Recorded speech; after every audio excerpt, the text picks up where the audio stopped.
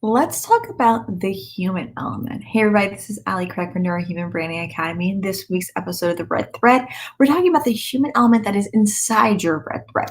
So, if you're new here to Neurohuman Branding Academy and you're thinking, what in the hell is this red thread she's talking about? Let me give you the quick rundown on it.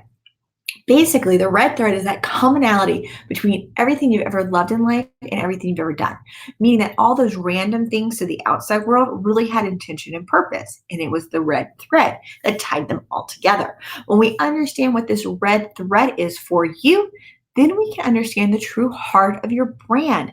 That way, when we sell your red thread, it doesn't matter if today you're selling one thing and tomorrow you're a service based business.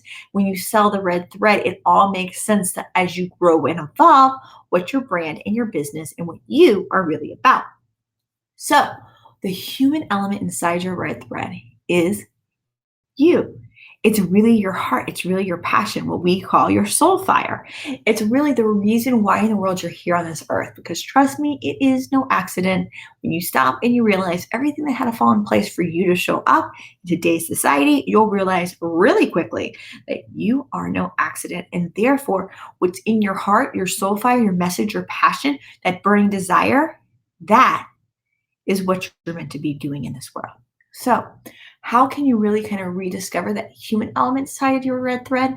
Number one, give yourself a break. Far too often in today's society, we are way too hard on ourselves. Either we're way too lax or we're way too hard. And I'm going to bet you're way too hard on yourself because you're here at the Neurohuman Branding Academy. So you're a go-getter, so you're not going to let yourself get away with shit. And sometimes that's good. Most of the time that's good. But when it comes to really understanding your red thread, sometimes we beat ourselves up thinking, oh, that was a waste of time or that was a waste of money. Well, the truth is that it actually told us a lot about who you are and what you're about. So be kind to yourself on that one.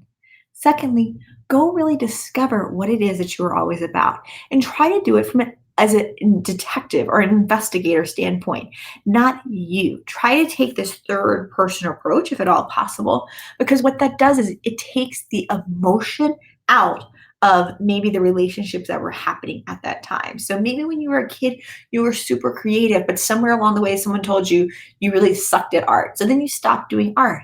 But yet, art could be one of the biggest parts of how your red thread shows up. And by denying that and then denying what's really happening, you're not really connecting with what you're about.